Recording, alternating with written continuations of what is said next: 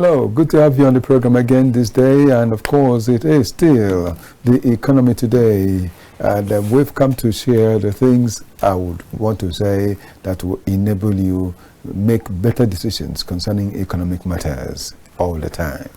And that's why here we have a review, we have a preview, we have an interview, as well as the news itself on the program. Welcome. Okechukwu Onubogu here.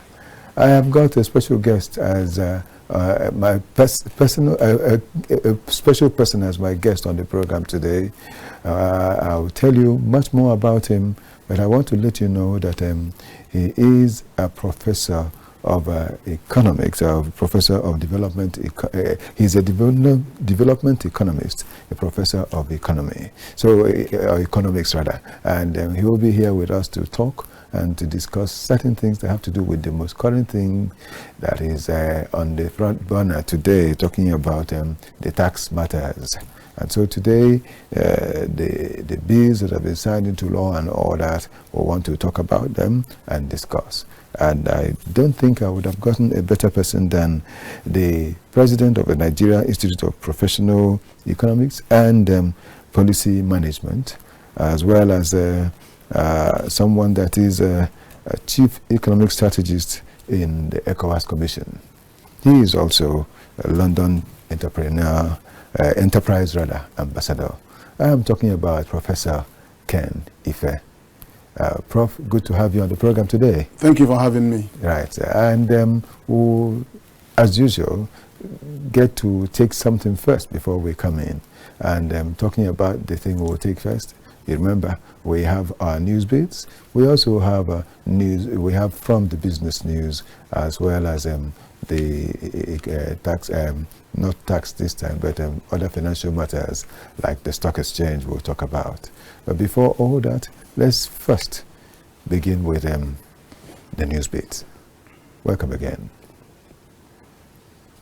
Nigeria's banking sector recorded a strong 39.6% year-on-year growth in 2024, with total assets rising to 170.02 trillion naira from 121.8 trillion naira in 2023.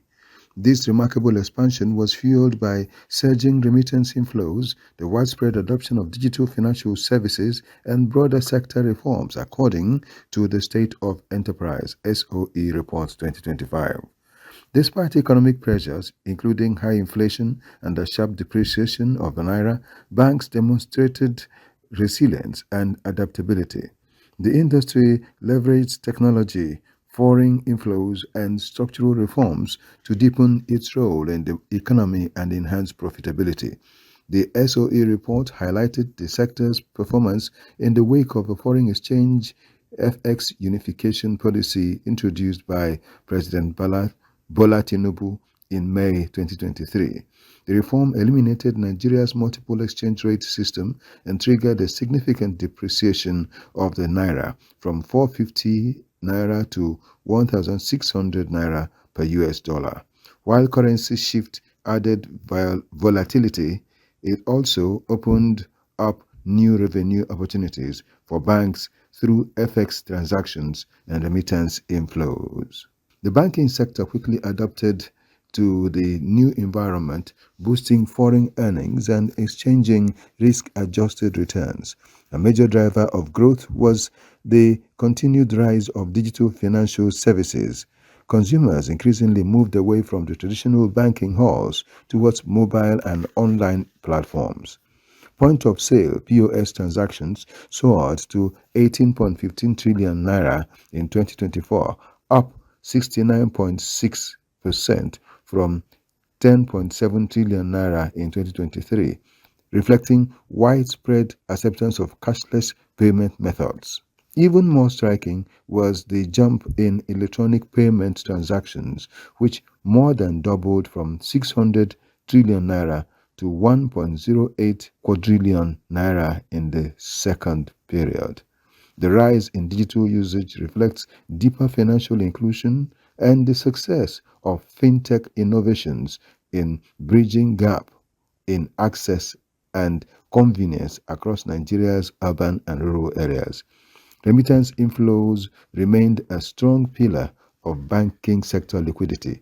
Total remittances through formal banking channels increased slightly from $19.55 billion in 2023 to $19.8 billion in 2024 as Nigerians in the diaspora continued to send money to support families and invest in local opportunities.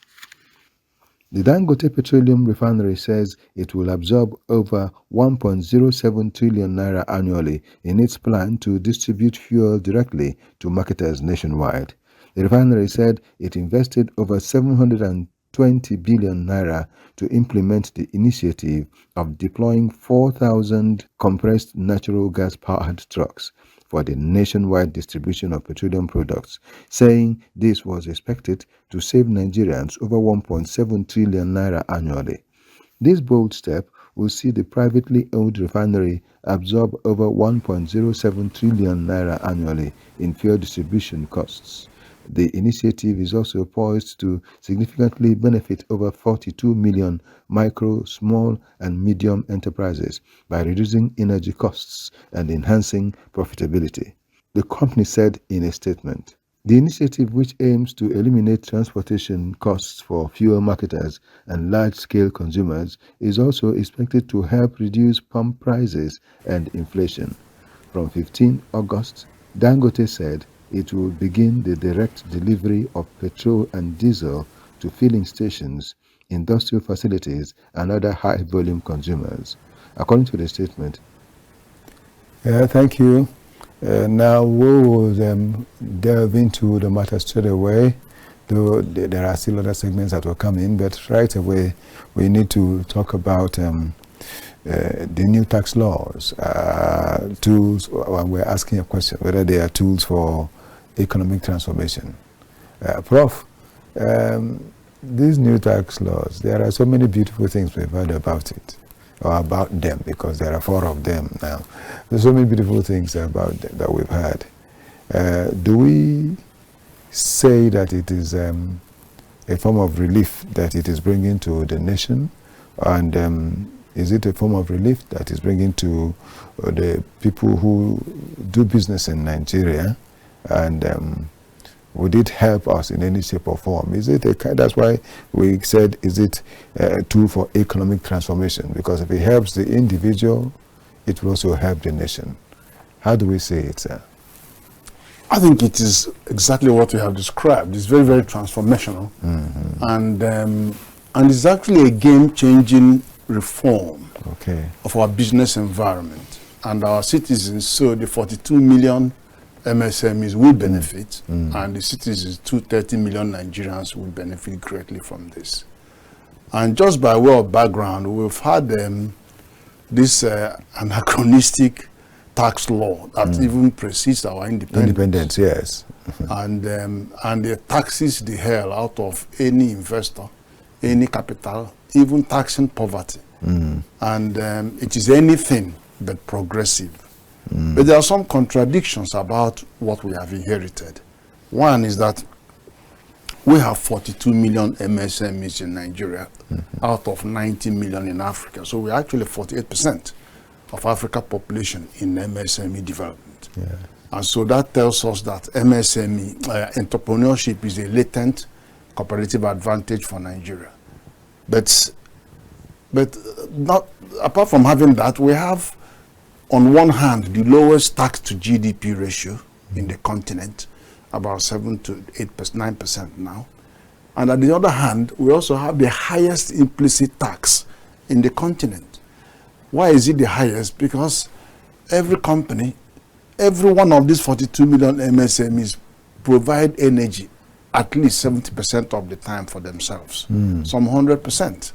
They provide transport costs. They meet their transport costs with very high cost of petrol and diesel.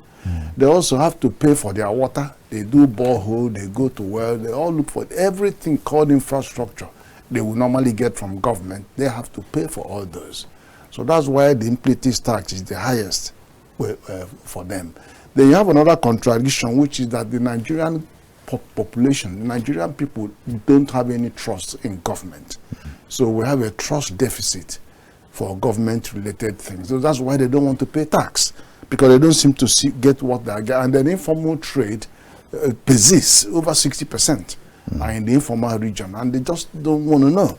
Then we have another one, which is the overtaxing. This policy of overtaxing the golden goose means that we have to walk away from 60 tax categories. Only 5 of them give us over 90% of our government revenue. So why are you bothering people with all these 55 more taxes? So all of these things means that they were all taken by the committee, and they produced a new tax law that is very progressive. It lowers the threshold for paying for individuals. It increases the threshold for accounting, corporate accounting for MSMEs from 25 million naira to 50 million naira. And in doing that, what you're actually doing is that you are leaving the companies with more disposable income. Okay. And then they can now use it to keep the jobs, to create more jobs, and to increase output. In all of these cases, GDP increases. Okay. It also goes to the citizens and then removes a lot of taxes at their point of buying health service, in education service, food. In doing that, you're also keeping more money in their disposal, with which they can buy more products, and that increases aggregate demand. That also bumps up GDP. Yes. We also seen that the other 2 components of GDP are government expenditure, which is usually 5 to 8% of GDP. That is always going up anyway, because government keeps borrowing. Yes. Then you have the last one is the balance of payment that have shifted from negative to positive $6.8 billion because of the removal of subsidy, fuel subsidy. So in all these cases, you're going to have to see a GDP increase when they start implementing this.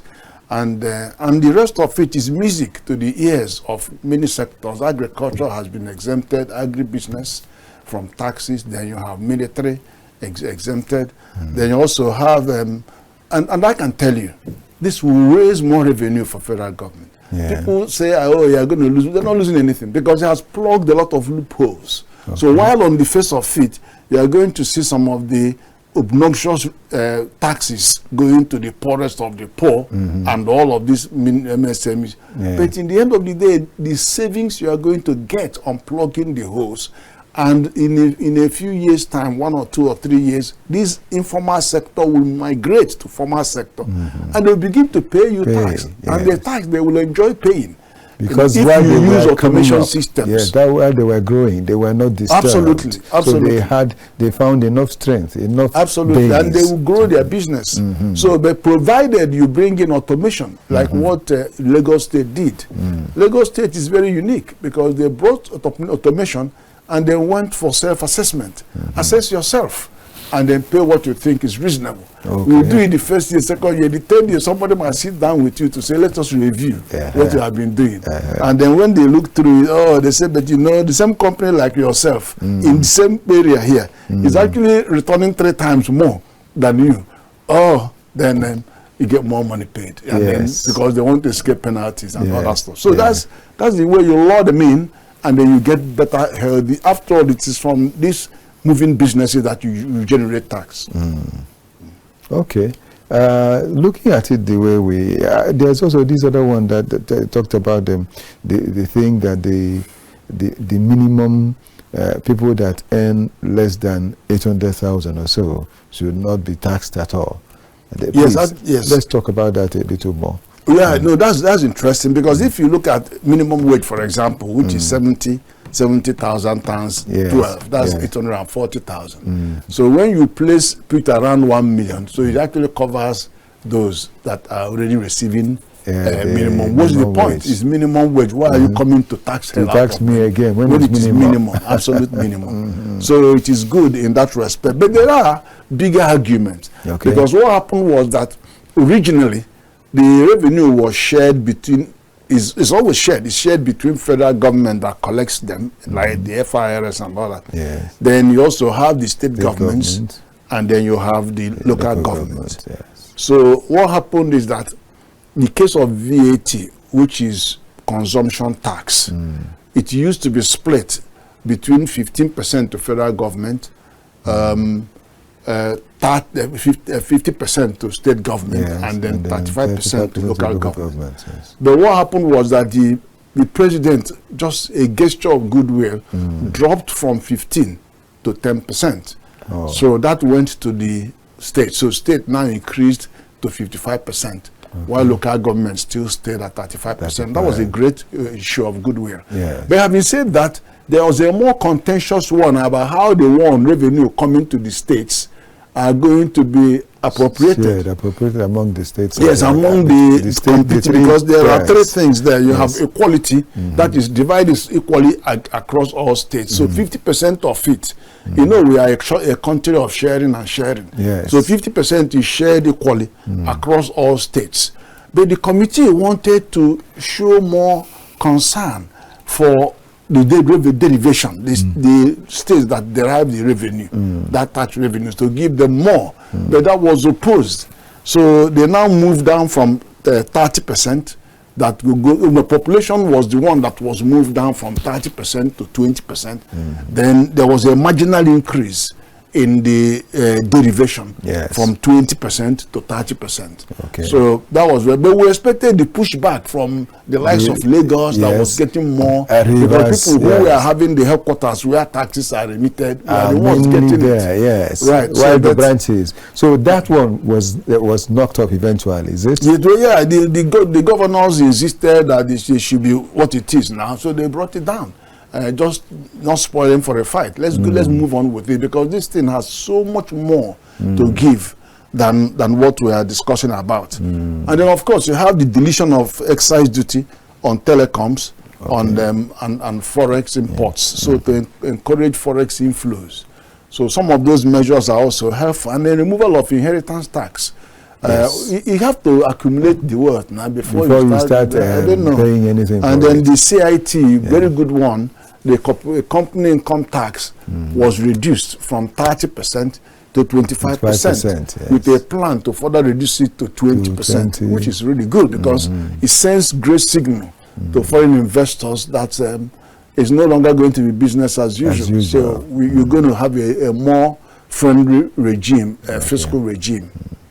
Yes, because someone was here on this program quite recently, in fact, last week, and then we were talking, he talked about the fact that some foreign portfolios will find it difficult to come into Nigeria, and he gave an example, an instance, that he was speaking with one of his friends in the Asian country, and asking him, they were producing tires and all that, and some other things. I asked him, why not come into Nigeria, establish your factory and manufacture it here in Nigeria, since Nigeria is your major market?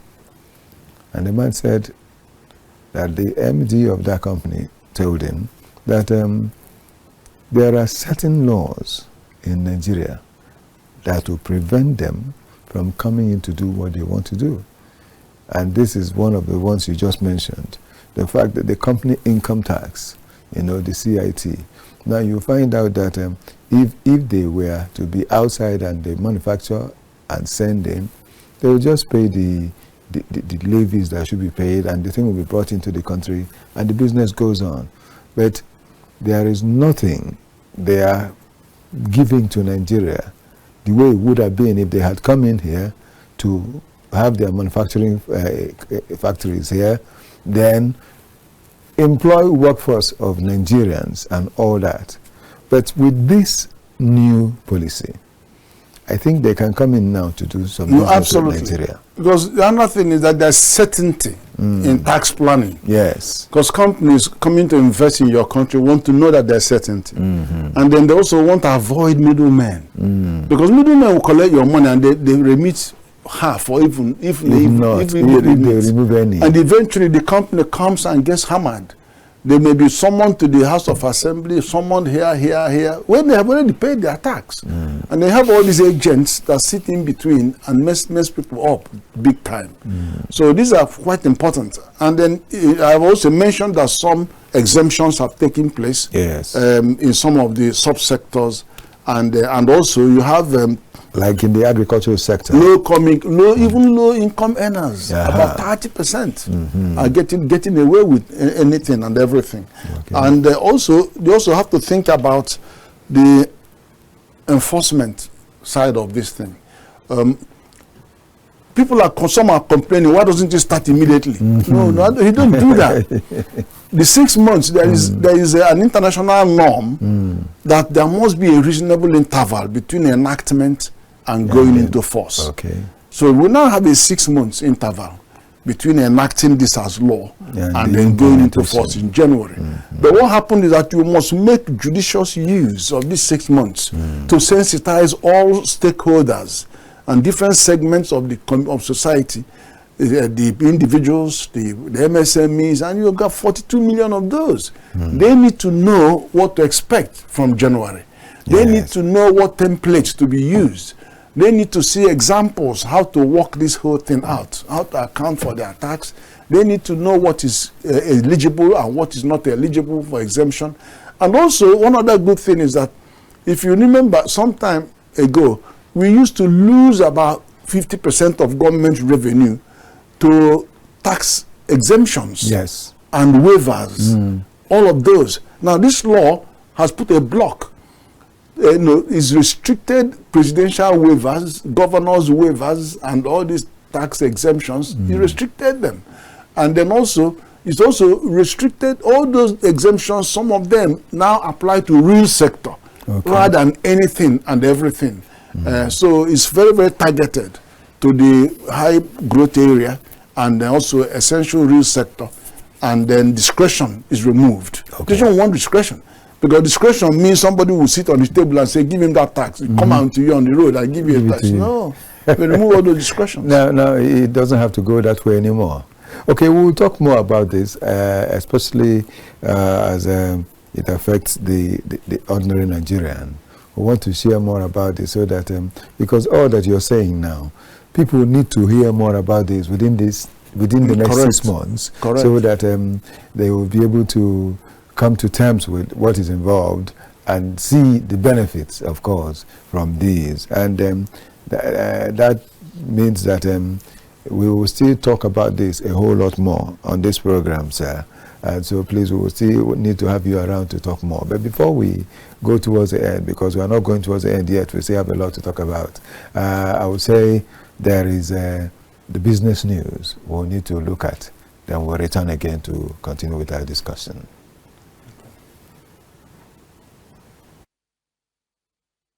Nigeria's banking sector recorded a strong 39.6% year-on-year growth in 2024, with total assets rising to 170.02 trillion naira from 121.8 trillion naira in 2023. This remarkable expansion was fueled by surging remittance inflows, the widespread adoption of digital financial services, and broader sector reforms, according to the State of Enterprise (SOE) Report 2025. Despite economic pressures, including high inflation and a sharp... Cowpea Farmers, Processors and Marketers Association of Nigeria has highlighted high harvest yields, among others, as the reason for the drop in price of the commodity. It was reported that from the first quarter of 2025, the produce witnessed a steady decline in its price, as a bag of 100 kg currently sells between 80 and 120,000 naira, depending on the species. Speaking on the reasons for the drop in the price of the produce, stakeholders say the increased harvest from the cultivation in the season is the reason for the drop in the price. They also revealed that they harvested over 10 times what they usually harvest in the past years.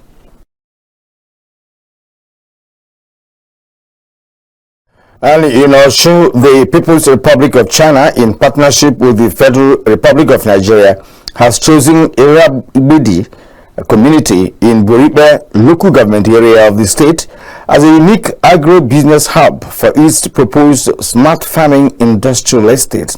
According to a report, the development cooperation is aimed at agricultural practice for food production, supply and consumption in human life, which has remained. It is expected that the International Investment and Business Corporation would ensure complete generation of electricity for the host community, in addition to a smart farming industrial estate that would be built in Irabeji. This would be a linked innovation in modern agricultural practice, especially as exemplified. A report from the Debt Management Office says Nigeria's total public debt has reached 149.39 trillion naira, $97.24 billion equivalent as of March 31st, 2025.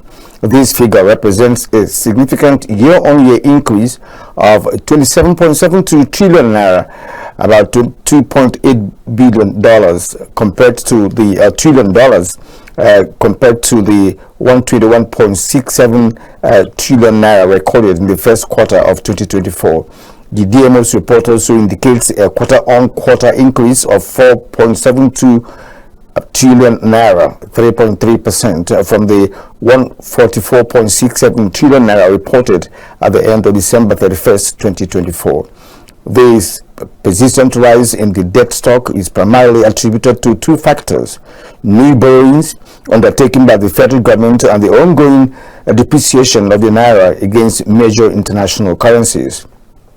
It pointed out the weakening naira significantly inflates the local currency value of external loans, even if the dollar denomination debt increase only marginally. The DMO further revealed that Nigeria's external debt stood at 70.63 trillion naira, about $45.98 billion. By the end of quarter one of 2025, a substantial increase from 56.02 trillion naira, $42.12 billion in the corresponding period of 2024. Cowpea Farmers, Processors and Marketers Association of Nigeria has highlighted high harvest yields, among others, as the reason for the drop in price of the commodity. It was reported that from the first quarter of 2025, the produce witnessed a steady decline in its price, as a bag of 100 kg currently sells between 80 and 120,000 naira, depending on the species. Speaking on the reasons for the drop in the price of the produce, stakeholders say the increased harvest from the cultivation in the season is the reason for the drop in the price. They also revealed that they harvested over 10 times what they usually harvest in the past year.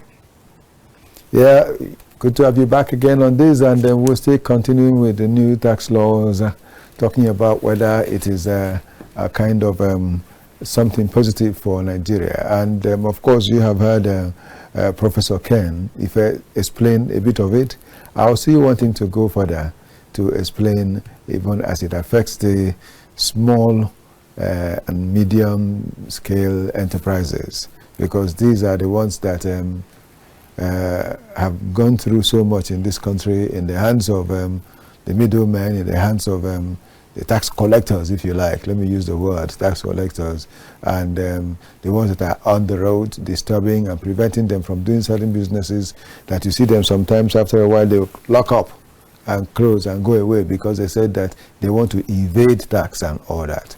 How is it going to happen now in this new regime when it starts? Well, first of all, the biggest burden facing the small businesses is the multiplication of those tax laws. That's about those 60 taxes that have to be collected every time, and then making you account for a lot of all those. It takes a lot of your time. So they streamlined those and then took away all of those. So you are dealing with just one or two taxes. The second one is your requirement to begin to file for VAT. The threshold was 25 million naira, but it's now been taken to 50 million naira, which means just get on with your business. Don't worry about filing tax, the monthly return and penalties and chasing you around.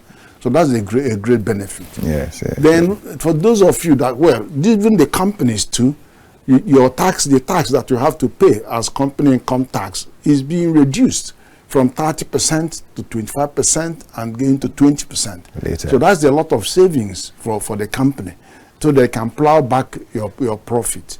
Then there's an incentive for informal to migrate to formal. I give you an example of that. Yes, they please. said if your rent is about up to 200,000 naira, you have a rent rebate, a rent relief.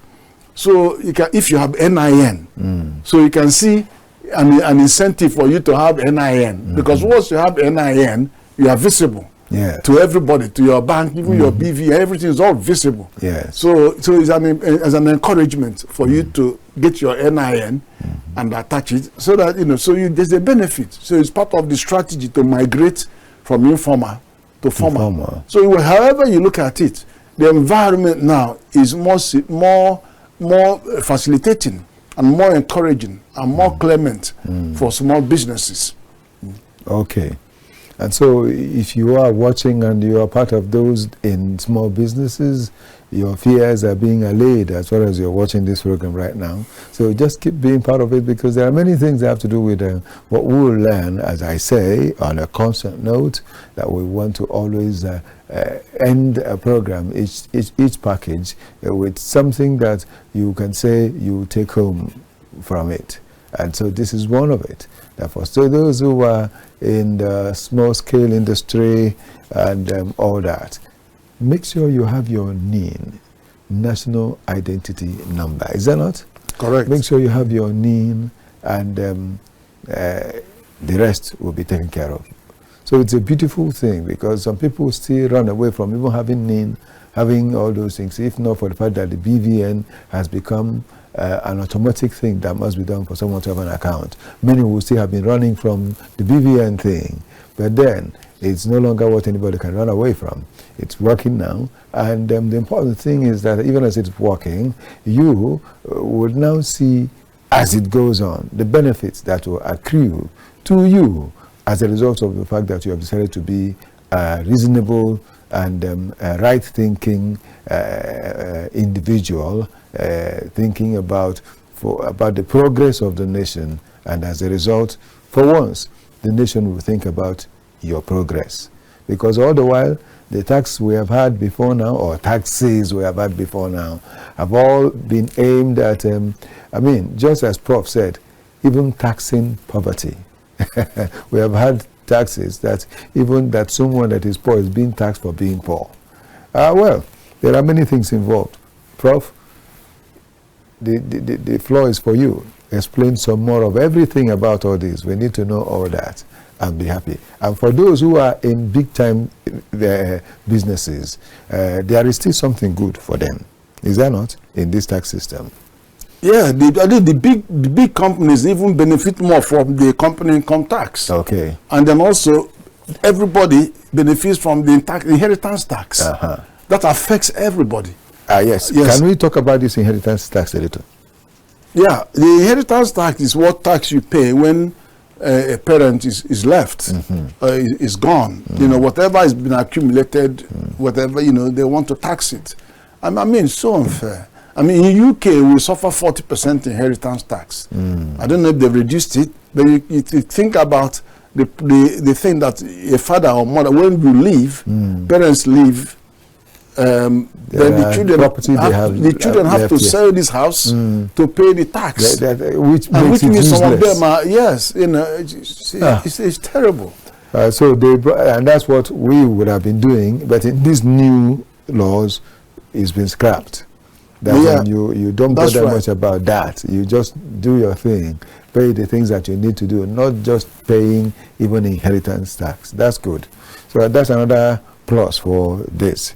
What else do we have that you want us to understand? For the individual, the citizens are really, really better off, because what you've seen is that you are paying more than just the formal tax. You are also paying inflation tax. And you are paying tax on school fees you are paying for your child. You are paying tax on the medicine you are buying because of the VAT. You are paying tax on the food you are eating. I mean, all these have been removed.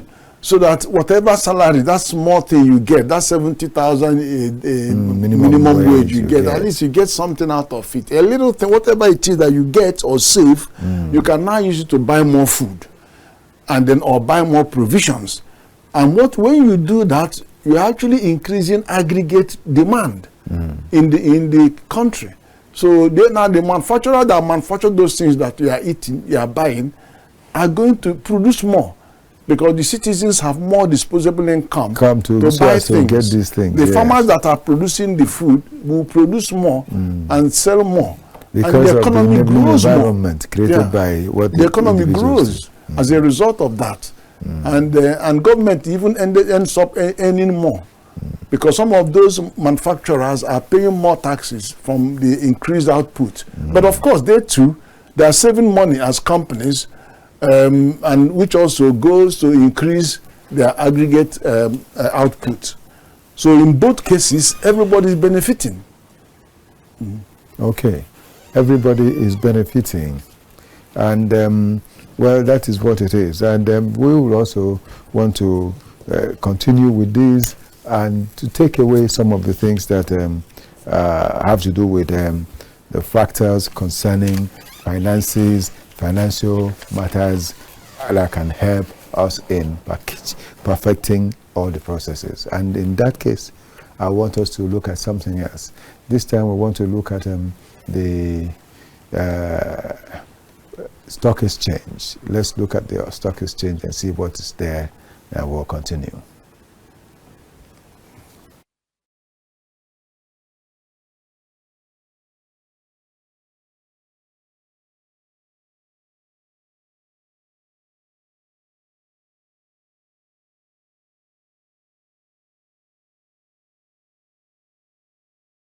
Nigerian Treasury bills, NTBs, according to Cowrie Assets Management Limited, these maturities were distributed across 38.65 billion naira in 91-day bills, 25.47 billion in 182-day bills, and 219.67 billion naira in 364-day bills.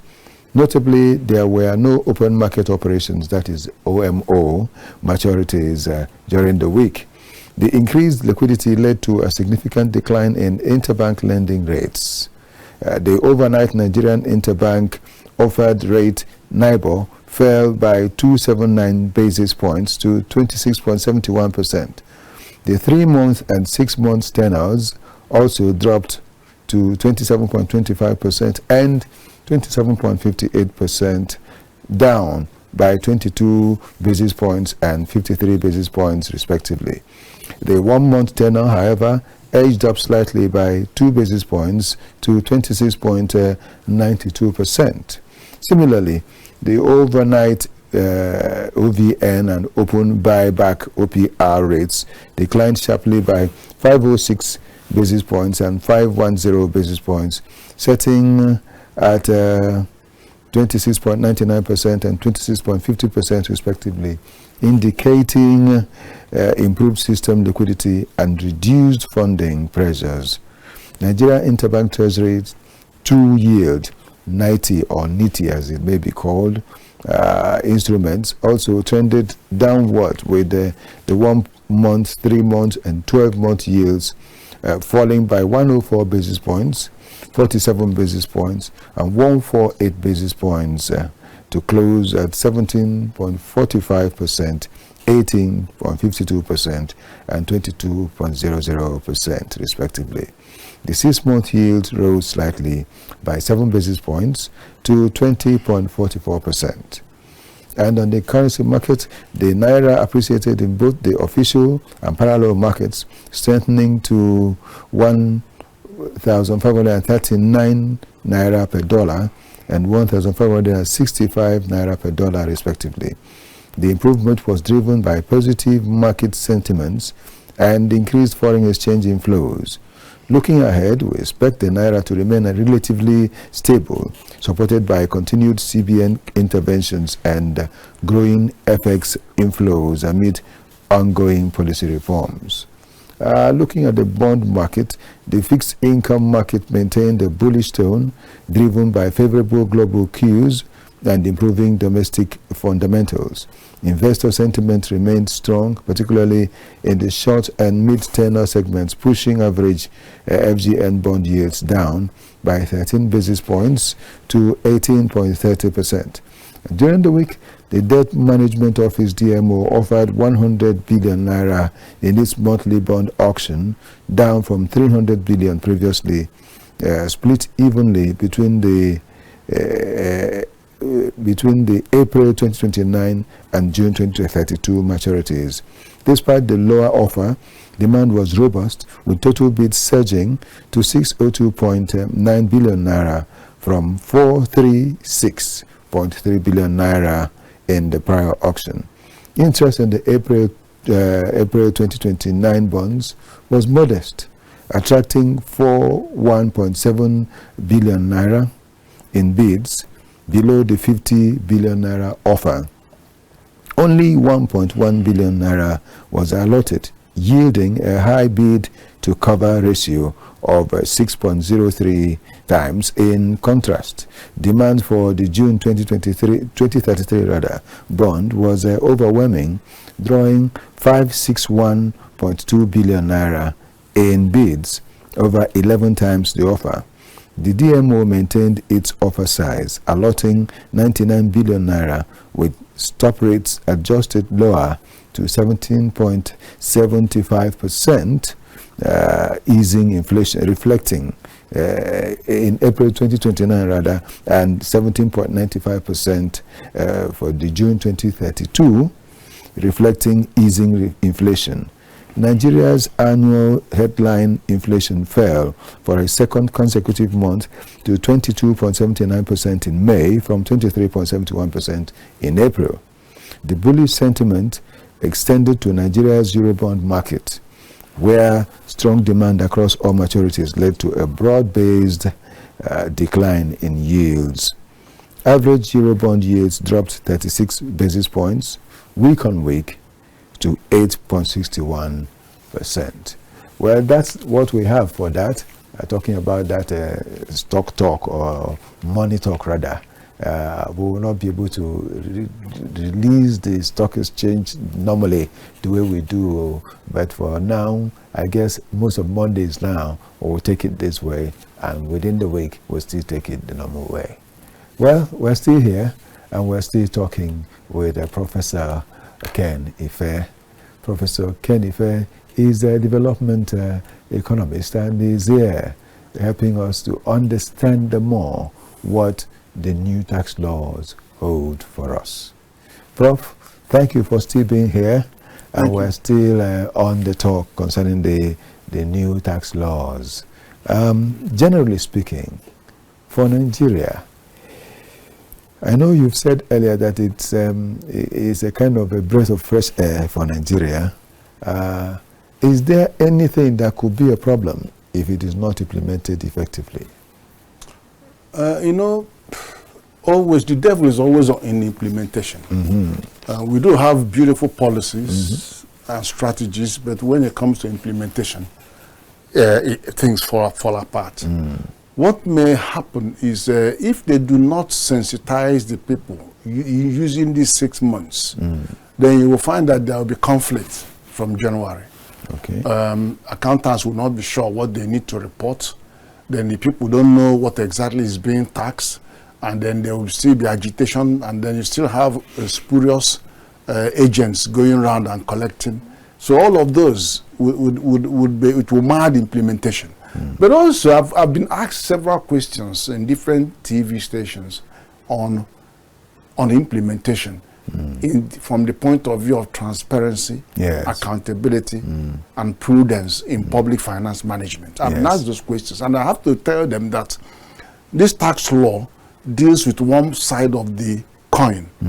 There's another side of the coin that is represented by Fiscal Responsibility Act 2007.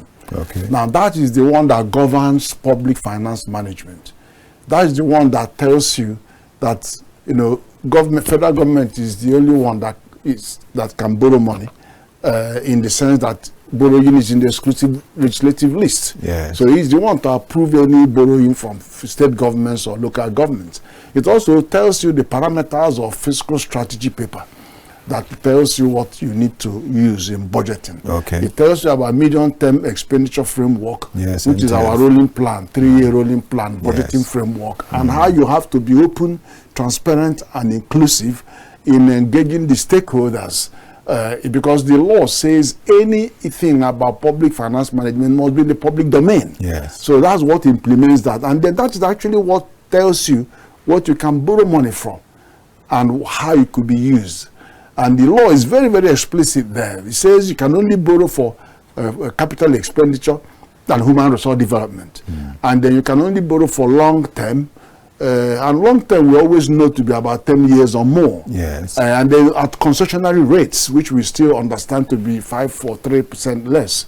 So, and then you must do cost benefit analysis on any borrowing, because it is the borrowing that forces government to want to tax more, to look for money, and then to service debts. Yes. So it guides us on that. And even warns the financial institutions that any financial institution lending money outside this framework, that lending is unlawful. So, but the issue now is how much transparency can we have that would enable people to appreciate or get back the value of what they are paying taxes on. So that is the crux of the whole matter. So that's the answer to that second question about impact. Yes, yes. So honestly, on a serious note, there is need for more information, in fact, effective information, not even more information, and effective education to the populace, so that these benefits would eventually and effectively accrue to all of us, and that is all of us, including the individual, the small, medium, and large-scale industries, and the government, and all put together. So in the effect, making the economy of the land better. So that explains that what we have come with as a question has been answered, because we have asked if this particular idea of having these new tax laws would be what would help us, whether it will lead to economic transformation. And so, Prof, from here, we could say that from all deductions, from all that we have deduced from all you said, the answer is that yes, it will be it will help to lead to economic transformation, provided the implementation is effectively done. Is that not so, sir? Correct. All right. Well, that is how we will be rounding off our program today, and thinking about the fact that it will be so. We hope and pray that implementation this time would be it the way it should be, so that at the end of the day, the nation will get better for it. One more time, it's been Professor Ken Ife, a development economist and the president of the Nigeria Institute of Professional Economics and Policy Management, London Enterprise Ambassador, as well as the chief economic strategist in ECOWAS Commission. We want to say thank you so much that you have found time to be with us, Prof. We are grateful. Thank you for having me. Please do come again, because I'm not letting you be. We will still call you a lot more, sir. Thank you, sir. Right, thanks a lot. And well, dear viewer, you've heard it all. That's how we're wrapping up what we've got today, And I didn't work alone. Normally, I like to mention the people with whom I've worked. And so I worked with Ihanyu Goji, Timothy Obonna, Pamela Kayode, Emmanuel Solomon, Victor Adeye, Victor Chize, and not forgetting Felix Akinjagola, and my assistant with whom I've worked, Esther Abraham. Thank you so much for being there. May the best happen to us all. And this is Okechukwu Onobango saying, see you next time.